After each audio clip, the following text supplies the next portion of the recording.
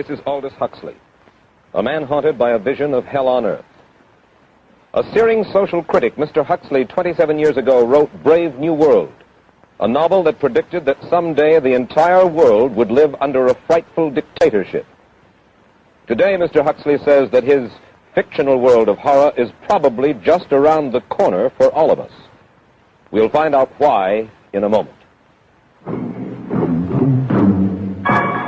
The Mike Wallace Interview, presented by the American Broadcasting Company in association with the Fund for the Republic, brings you a special television series discussing the problems of survival and freedom in America. Good evening. I'm Mike Wallace. Tonight's guest, Aldous Huxley, is a man of letters, as disturbing as he is distinguished. Born in England, now a resident of California, Mr. Huxley has written some of the most electric novels and social criticism of this century.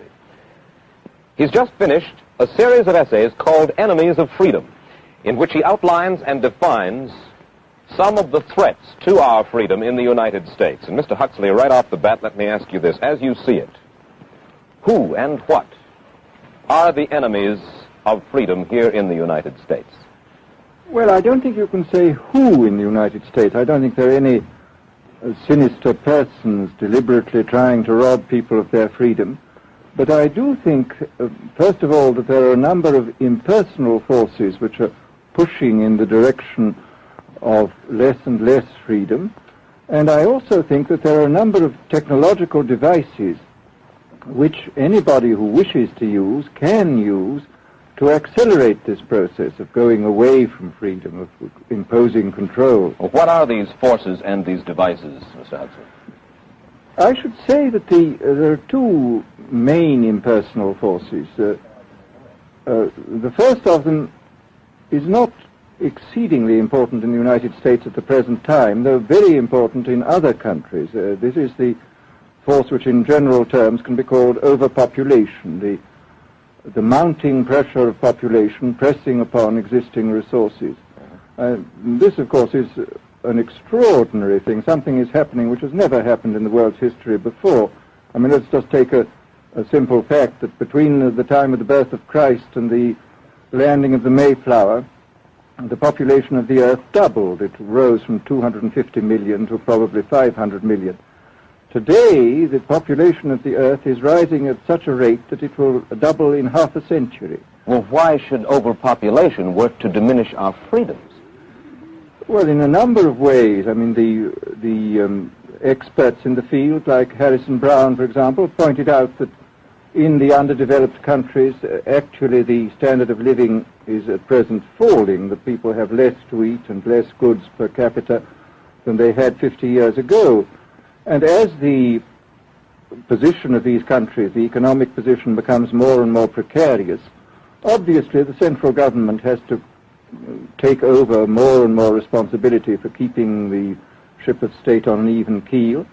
And then, of course, you're likely to get social unrest under such conditions, with again an intervention of the central government. So that I think one sees here a pattern which seems to be pushing very strongly towards a totalitarian regime. And unfortunately, as in all these underdeveloped countries, the only highly organized political party is the Communist Party, it looks rather as though they will be the heirs to this unfortunate process, that they will step into the position of power. Well, then, ironically enough, one of the greatest forces against communism in the world, the Catholic Church, according to your thesis, would seem to be pushing us directly into the hands of the communists because they are against birth control.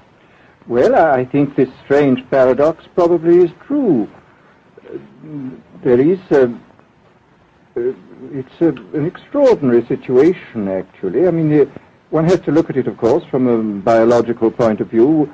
The whole essence of biological life on Earth is a question of balance, and what we have done is to practice death control in a most intensive manner without balancing this with birth control at the other end. Consequently, the birth rates remain as high as they were, and death rates have fallen substantially. All right, then, so much for the time being anyway for overpopulation. Another force that is diminishing our freedoms. Well, another force which I think is very strongly operative in this country is the force of what may be called over-organization. As technology becomes more and more complicated, it becomes necessary to have more and more elaborate organizations, more hierarchical organizations. And incidentally, the advance of technology has been accompanied by an advance in the science of organization. It's now possible to make organizations on a larger scale than was ever possible before. And so that you have more and more people living their lives out as subordinates in these hierarchical systems controlled by bureaucracies, either the bureaucracies of big business or the bureaucracies of big government. Now, the devices that you were talking about, are there specific devices or methods of communication which diminish our freedoms in addition to overpopulation and over-organization? Well, there are certainly devices which can be used in this way. I mean, let us take, after all, a piece of very recent and very painful history is the propaganda used by Hitler, which was incredibly effective. I mean, what were Hitler's methods? Hitler used terror on the one kind, brute force on the one hand, but he also used a very efficient form of propaganda, which he was using every modern device at that time. He didn't have TV, but he had the radio, which he used to the fullest extent, and was able to impose his will on an immense mass of people. I mean, the Germans were a highly educated people. Well, we're aware of all this, but how do you equate Hitler's use of propaganda with the way that propaganda, if you will, is used, let us say, here in the United States? Are you suggesting that there is a parallel? Needless to say, it's not being used in this way now, but the point is, it seems to me, that there are methods at present available, methods superior in some respects to Hitler's method, which could be used in a bad situation. I mean, what I feel very strongly is that we mustn't be caught by surprise by our own advancing technology. This has happened again and again in history. Technology has advanced, and this changes social conditions, and suddenly people have found themselves in a situation which they didn't foresee and doing all sorts of things they didn't really want to do. Well, now, what do you mean? Do you mean that we develop our television, but we don't know how to use it correctly? Is that the point that you're making? Well, at present, the television, I think, is being used quite harmlessly. It's being used, I think, I would feel it's being used too much to distract everybody all the time. But, I mean, imagine, which must be the situation in all communist countries, where the television, where it exists, is always saying the same thing the whole time, is always driving along. It's not creating a wide front of distraction, it's creating a one-pointed drumming in of a single idea all the time. It's obviously an immensely powerful instrument. So you're talking about the potential misuse of the instrument. Exactly. We have, after all technology is in itself morally neutral. These are just powers which can either be used well or ill. It's the same thing with atomic energy. We can either use it to blow ourselves up, or we can use it as a substitute for the coal and the oil, which are running out. You've even written about the use of drugs in this light. Well, now, this is a very interesting subject. I mean, in this book that you mentioned, this book of mine, Brave New World, I postulated a substance called soma, which was a very versatile drug. It would make people feel happy in small doses. It would make them see visions in medium doses, and it would send them to sleep in large doses. Well, I don't think such a drug exists now, nor do I think it will ever exist, but we do have drugs which will do some of these things, and I think it's quite on the cards that we may have drugs which will profoundly change our mental states without doing us any harm. I mean, this is the pharmacological revolution which has taken place, that we have now powerful mind-changing drugs, physiologically speaking, are almost costless. I mean, they are not like opium or like cocaine, which do change the state of mind, but leave terrible results physiologically and morally. Mr. Huxley, In your new essays, you state that these various enemies of freedom are pushing us toward a real-life, brave new world, and you say that it's awaiting us just around the corner. First of all, can you detail for us what life in this brave new world which you fear so much, or what life might be like? Well, to start with, I think this kind of the dictatorship of the future, I think will be very unlike the dictatorships which we've been familiar with in the immediate past. I mean, take another book prophesying the future, which was a very remarkable book, George Orwell's 1984. Well, this book was written at the height of the Stalinist regime and just after the Hitler regime. And there he foresaw a dictatorship using entirely the methods of terror, the methods of physical violence. Now, I think what is going to happen in the future is the dictators will find, as the old saying goes, that you can do everything with bayonets except sit on them. That if you want to preserve your power indefinitely, you have to get the consent of the ruled. And this they will do partly by drugs, as I foresaw in Brave New World, partly by these new techniques of propaganda.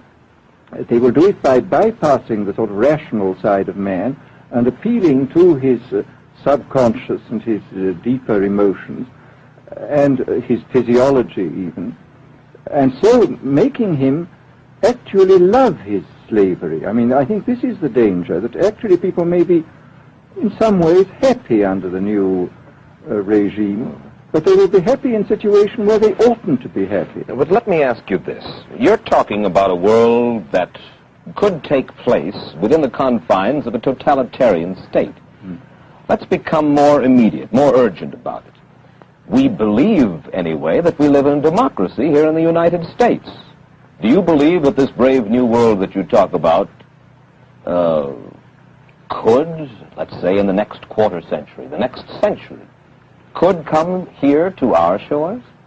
I think it could. I mean, that's why I feel it's so extremely important here and now to start thinking about these problems, not to let ourselves be taken by surprise by the new advances in technology. I mean, for example, in regard to the use of the drugs, we know there's enough evidence now for us to be able, on the basis of this evidence and using a certain amount of creative imagination, to foresee the kind of uses which could be made by people of bad will with these things, and to attempt to forestall this. And in the same way, I think with these other methods of propaganda, we can foresee and we can do a good deal to forestall. I mean, after all, the price of freedom is eternal vigilance. You write in Enemies of Freedom, you write specifically about the United States. You say this, writing about American political campaigns.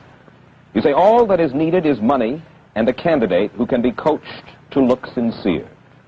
Political principles and plans for specific action have come to lose most of their importance. The personality of the candidate, the way he is projected by the advertising experts, are the things that really matter. Well, this is, during the last campaign, there was a great deal of this kind of statement by the advertising managers of the campaign parties, this idea that the candidates had to be merchandised as though they were soap or toothpaste, and that you had to depend entirely on the personality. I mean, the personality is important, but there are certainly people with an extremely amiable personality, particularly on TV, who might not necessarily be very good in positions of political trust. Well, do you feel that men like Eisenhower, Stevenson, Nixon, with knowledge of forethought, were trying to pull the wool over the eyes of the American public? No, but they were being advised by powerful advertising agencies who were making campaigns of a quite different kind from what had been made before. And I think we shall see probably all kinds of new devices coming into the picture. I mean, for example, this thing which got a good deal of publicity last autumn, subliminal projection. I mean, as it stands, this thing, I think, is of no menace to us at the moment. But I was talking the other day to one of the people who has done most experimental work in the psychological laboratory with this, who was saying precisely this, that it is not at the moment a danger, but once you've established a principle that something works, you can be absolutely sure that the technology of it is going to improve steadily. And his view of the subject was that, well, maybe they will use it to some extent in the 1960 campaign, but they will probably use it a good deal and much more effectively in the 1964 campaign, because this is the kind of rate at which technology advances. And we'll be persuaded to vote for a candidate that we do not know that we are being persuaded to vote for. Exactly. I mean, this is the rather alarming feature, that you're being persuaded below the level of choice and reason. In regard to advertising, which you mentioned just a little ago, in your writing, particularly in Enemies of Freedom, you attack Madison Avenue, which controls most of our television and radio advertising, newspaper advertising, and so forth. Why do you consistently attack the advertising agency? Well, no, I think that advertisement plays a very necessary role, but the danger, it seems to me, in a democracy is this. I mean, what does a democracy depend on? A democracy depends on the individual voter making an intelligent and rational choice for what he regards as his enlightened self-interest in any given circumstance. But what these people are doing, I mean, what both for their particular purposes, for selling goods, and the dictatorial propagandists are doing, is to try to bypass the rational side of man and to appeal directly to these unconscious forces below the surface, so that you are, in a way, making nonsense of the whole democratic procedure, which is based on conscious choice on rational grounds. Of course, well, maybe you have just answered this next question, because in your essay you write about television commercials, not just political commercials, but television commercials as such, and how, as you put it, today's children walk around singing beer commercials and toothpaste commercials, and then you link this phenomenon in some way with the dangers of a dictatorship. Now, could you spell out the connection, or how do you feel that you have done so sufficiently? Well, I mean, here, this whole question of children, I think, is a terribly important one, because the children are quite clearly much more suggestible than the average grown-up. And again, suppose that for one reason or another all the propaganda was in the hands of one or very few agencies, you would have an extraordinarily powerful force playing on these children, who after all are going to grow up and be adults quite soon. I do think that this is not an immediate threat, but it remains a possible threat. And you said something to the effect in your essay that the children of Europe used to be called cannon fodder, and here in the United States they are television and radio fodder. Well, after all, you can read in the trade journals the most lyrical accounts of how necessary it is to get hold of the children, because then they will be loyal brand buyers later on. Mm-hmm. But, I mean, again, you just translate this into political terms. The dictator says they will be loyal ideology buyers when they're grown up. We hear so much about brainwashing as used by the communists. Do you see any brainwashing other than that which we've just been talking about that is used here in the United States? Other forms of brainwashing? Not in the form that has been used in China and in Russia, because this is essentially the application of propaganda methods, the most violent kind, to individuals. It's not a shotgun method like the advertising method. It's a way of getting hold of the person and playing both on his physiology and his psychology till he really breaks down, and then you can implant a new idea in his head.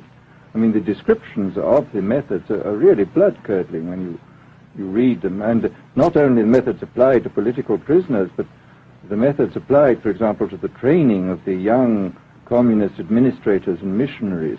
They receive an incredibly tough kind of training, which may causes about 25% of them to break down or commit suicide, but produces 75% of completely one-pointed fanatics. The question, of course, that keeps coming back to my mind is this. Obviously, politics in themselves are not evil. Television is not in itself evil. Atomic energy is evil, and yet you seem to fear that it will be used in an evil way. Why is it that the right people will not, in your estimation, use them? Why is it that the wrong people will use these various devices and for the wrong motives? Well, I think one of the reasons is that these are all instruments for obtaining power, and obviously the passion for power is one of the most moving passions that exist in man, and after all, all democracies are based on the proposition that power is very dangerous and that it's extremely important not to let any one man or any one small group have too much power for too long a time. After all, what are the British and American constitutions except devices for limiting power?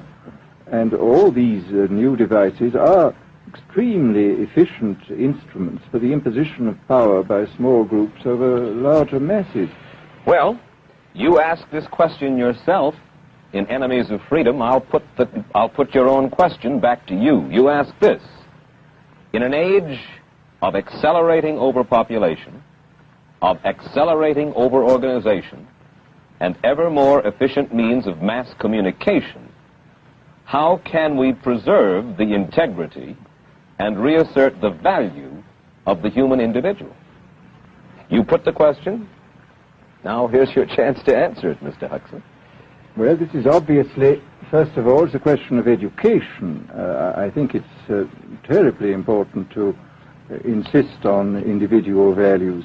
I mean, there is a tendency, as you probably read a book by White, The Organization Man, a very interesting, valuable book, I think, where he speaks about the new type of group morality, group ethic, which speaks about the group as though the group was somehow more important than the individual.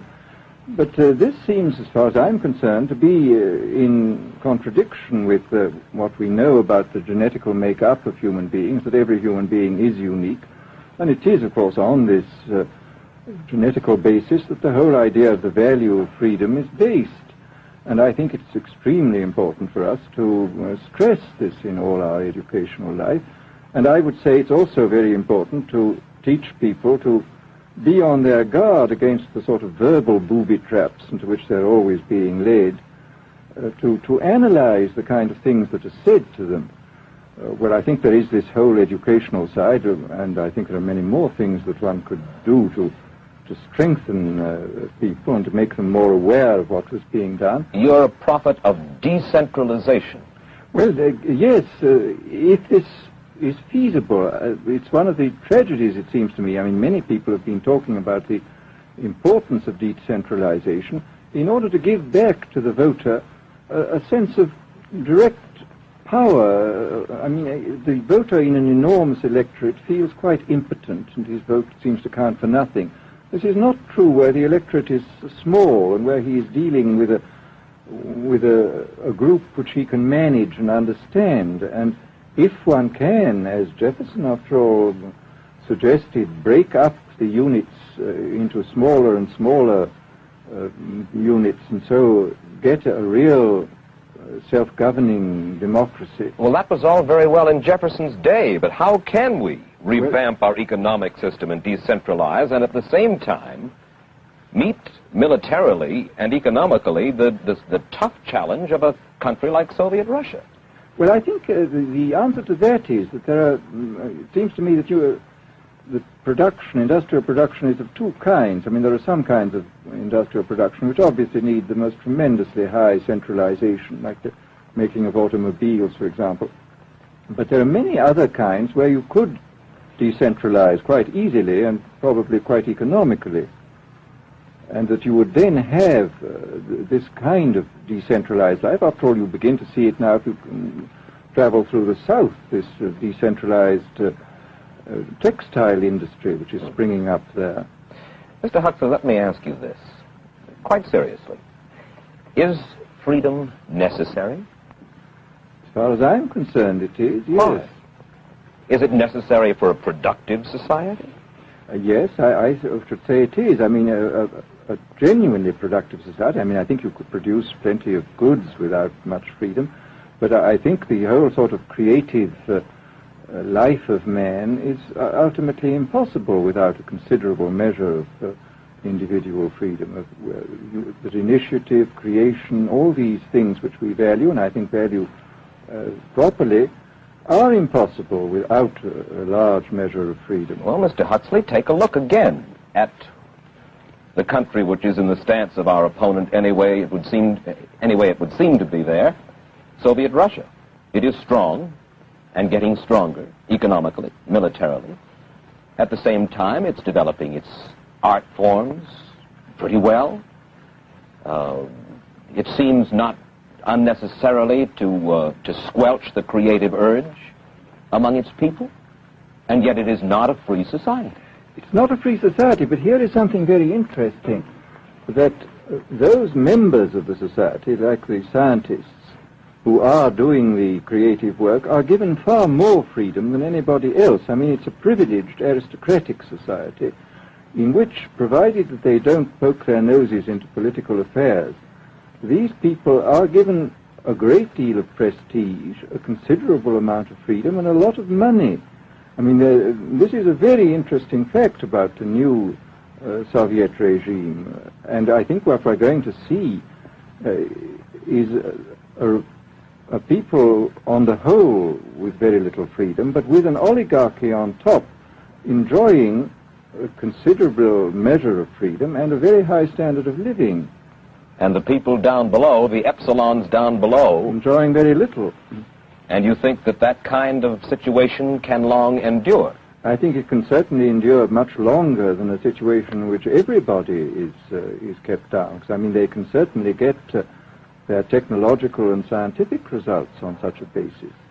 Well, the next time that I talk to you then, perhaps we should investigate further the possibility of the establishment of that kind of a society, where the drones work for the queen bees up above. Well, but yes, but I must say I still believe in democracy. If we can make the best of the creative activities of the people on top, plus those of the people on the bottom, so much the better. Mr. Huxley, I surely thank you for spending this half hour with us, and I wish you Godspeed, sir. Thank you. Aldous Huxley finds himself these days in a peculiar and disturbing position. A quarter of a century after prophesying an authoritarian state in which people were reduced to ciphers, he can point at Soviet Russia and say, "I told you so." The crucial question, as he sees it now, is whether the so-called free world is shortly going to give Mr. Huxley the further dubious satisfaction of saying the same thing about us. Stay tuned for a preview of next week's interview. Till then, Mike Wallace, good night.